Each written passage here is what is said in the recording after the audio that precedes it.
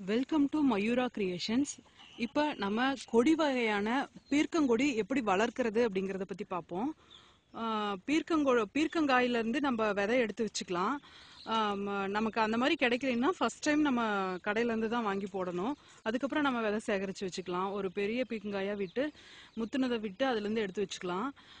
இப்போ வந்து நம்ம இது வந்து எங்கள் வீட்டில் போட்டிருக்க பீர்க்கங்கொடி பாருங்கள், காய் பிடிச்சிருக்கு.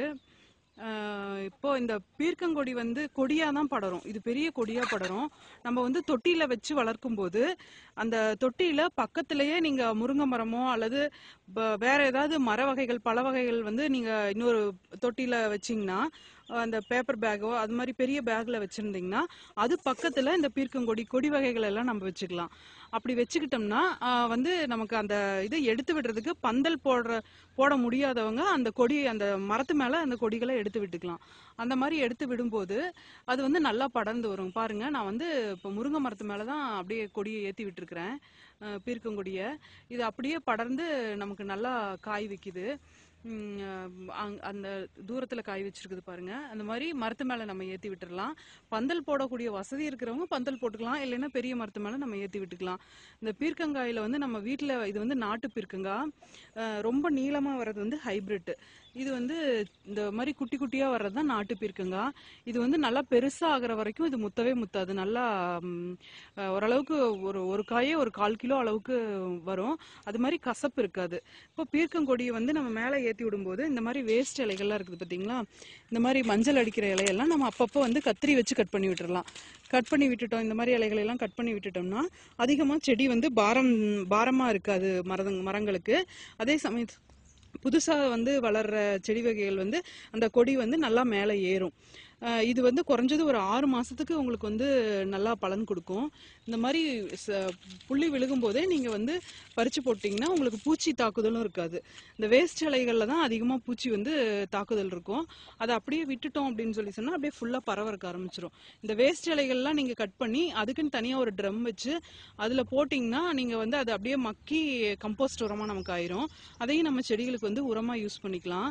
இப்போ இந்த பீர்க்கங்கொடியெல்லாம் போடும்போது பக்கத்திலேயே வந்து ஒரு செம்பருத்தி குச்சியோ அல்லது இந்த அரளி செடி அந்த மாதிரி இருக்கிற குச்சிகளை வந்து நம்ம நட்டு வச்சு அதுல அப்படியே சுத்தி விட்டோம்னா நமக்கு 2 செடிகள் வந்துடும். இப்ப செம்பருத்தி குச்சி நட்டு நம்ம சுத்தி விட்டோம் அப்படின்னு சொன்னா செம்பருத்தி குச்சியும் தளைஞ்சு வந்துடும். அது ஈரம் இருந்துட்டே இருக்கிறதுனால அதுவும் தளைஞ்சு வந்துடும். பிளஸ் நமக்கு இந்த கொடியும் அப்படியே மேல படர்ந்துக்கும். படர்ந்துட்டு வரும்போது நமக்கு வந்து ஒரு 3 மாசம் அல்லது ஒரு 6 மாசத்துல வந்து நம்ம கொடியை கட் பண்ணிட்டோம் அப்படின்னு சொன்னா அதுக்கப்புறம் அந்த செம்பருத்தி வந்து அதுல அப்படியே பிடிச்சி வளர்றதுக்கு ஆரம்பிச்சிடும்.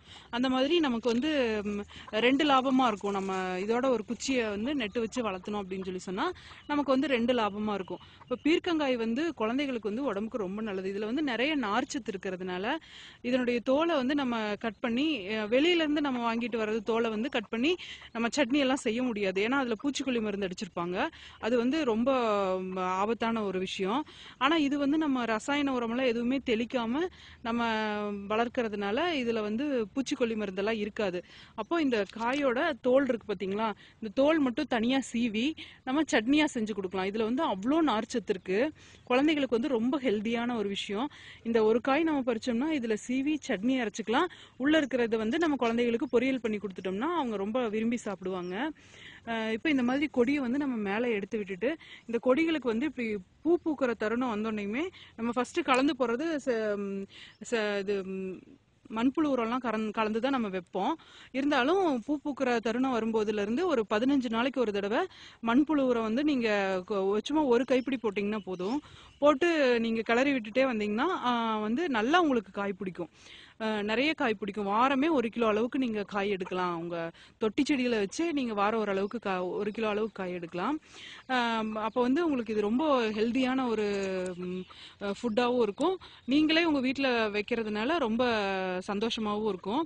இதோட வந்து நீங்க தண்ணி எல்லாம் வந்து நம்ம வீட்டில் இந்த அரிசி கழுவுற தண்ணி, அந்த காய்கள் கழுவுற தண்ணி, அந்த தண்ணியெல்லாம் வந்து தனியாக ஒரு பக்கெட்ல எடுத்து வச்சுக்கோங்க. அந்த தண்ணியை வந்து நீங்க சாயந்தர நேரத்தில் கொஞ்சம் கொஞ்சம் ஊத்திட்டு வந்தீங்கன்னா போதும். இது வந்து அது வந்து ரொம்ப நல்ல உரம் இந்த செடிகளுக்கு. அது வந்து நல்லா அந்த அந்த தண்ணியை ஊத்துனோம்னாவே நல்லா புடிச்சிட்டு வளர்றதுக்கு ஆரம்பிச்சிரும். முடிஞ்ச வரைக்கும் நம்ம பூச்சிக்கொல்லி மருந்துகளையும் உரங்களையும் வந்து அவாய்ட் பண்ணணும்னாவே நம்மளோட ஹெல்த் வந்து புதுசா வர்ற நோய்கள்லாம் வந்து தடுக்கலாம். ஆம், இது போல பயனுள்ள வீடியோக்களுக்கு எங்களுடைய சேனலை சப்ஸ்கிரைப் பண்ணுங்க, ஷேர் பண்ணுங்க, லைக் பண்ணுங்க.